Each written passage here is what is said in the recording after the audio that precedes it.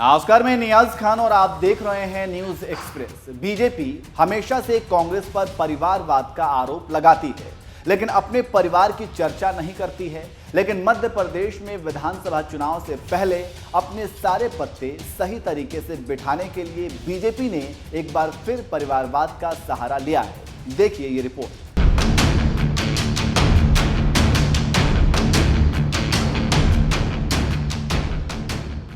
चुनाव से ठीक 2 महीने पहले शिवराज सिंह चौहान ने अपने कैबिनेट का विस्तार किया और राजनीतिक रूप से चुनाव में अपने को मजबूत करने के लिए 3 मंत्रियों को शामिल किया।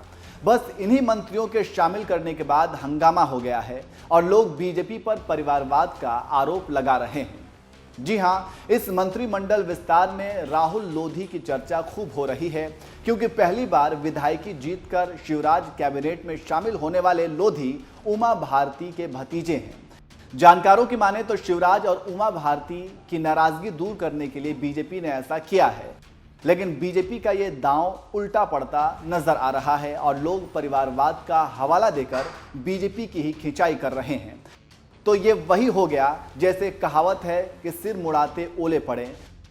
पता नहीं कि राहुल लोधी की वजह से उमा नाराज होती हैं या खुश होती हैं, ये तो बाद में पता चलेगा। लेकिन पहले तो कांग्रेस और राजनीतिक विश्लेषकों ने घेर लिया है और बीजेपी को जवाब देते नहीं बन रहा है। वहीं मीडिया में छप रही खबरों की माने तो राहुल लोधी की एंट्री से कई विधायक, नेता, मिनिस्टर इन वेटिंग में रह गए हैं। फायर ब्रांड नेता उमा भारती जिस लोधी समुदाय से आती हैं, जो बुंदेलखंड और निवाड़ के 17 जिलों में काफी प्रभावी हैं। मध्य प्रदेश विधानसभा के करीब 50 सीटों पर लोधी वोटर्स असरदार हैं, इसलिए उमा के भतीजे को यह आशीर्वाद मिला है। तो आप समझ गए होंगे कि मध्य प्रदेश की राजनीति में क्या हो रहा है और इसका कारण क्या है। लेकिन उससे ज्यादा आलोचना हो रही है इस बार के कैबिनेट विस्तार। राहुल लोधी शिवराज कैबिनेट में परिवारवाद कोटे से जगह पाने वाले पहले मंत्री नहीं हैं। लोधी के अलावा 4 नेता पुत्र और भी हैं और 1 नेता पुत्री को भी कैबिनेट में जगह मिली हुई है। परिवारवाद कोटे से जगह पाने वाले मंत्रियों को कैबिनेट में बड़े बड़े विभाग भी सौंपे गए हैं। ओम प्रकाश सकलेचा पूर्व मुख्यमंत्री वीरेंद्र सकलेचा के बेटे शिवराज कैबिनेट में सूक्ष्म, लघु एवं मध्यम उद्योग विभाग के मंत्री हैं। कैलाश सारंग के बेटे विश्वास सारंग शिवराज कैबिनेट में मंत्री हैं। विश्वास के पास चिकित्सा शिक्षा मंत्रालय है। राज्यवर्धन सिंह दत्तीगांव जागीर के राव राज्यवर्धन सिंह शिवराज कैबिनेट में मंत्री हैं। राज्यवर्धन के पास औद्योगिक नीति एवं निवेश प्रोत्साहन विभाग है। बृजेंद्र सिंह यादव शिवराज कैबिनेट में शामिल। बृजेंद्र सिंह यादव के पिता गजराम यादव। यशोधरा राजे सिंधिया ज्योतिरादित्य सिंधिया के बुआ और विजय राजे सिंधिया।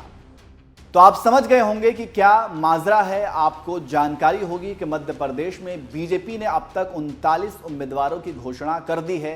टिकट वितरण में परिवारवाद को भी खूब तरजीह दी गई है। बीजेपी ने 6 नेता पुत्र और 1 नेता पुत्री को टिकट दिया गया है। इसके साथ ही साथ पेटलावाद से दिवंगत नेता दिलीप भूरिया की पत्नी निर्मला को भी टिकट मिला है। उसके अलावा बीजेपी ने प्रत्याशियों की पहली सूची में दिग्गज नेताओं के समर्थकों को भी खूब तवज्जो दी है। लिस्ट में ज्योतिरादित्य सिंधिया कोटे से 2, रंजना बघेल कोटे से 1, प्रहलाद पटेल कोटे से 1, उमा भारती कोटे से 1 और सत्यनारायण जटिया गुट से 1 उम्मीदवारों को पहली सूची में जगह दी गई है। तो इससे आप समझ गए होंगे कि बीजेपी में कितना परिवारवाद है। लेकिन यही बीजेपी कांग्रेस पर परिवारवाद का आरोप लगाती है, खुद परिवारवाद का खेल खेलती है। अब देखना होगा कि आगे क्या परिवारवाद जिता पाता है या नहीं, देखना होगा। लेकिन अब बीजेपी कांग्रेस पर आरोप नहीं लगा सकती है कि कांग्रेस में परिवारवाद है।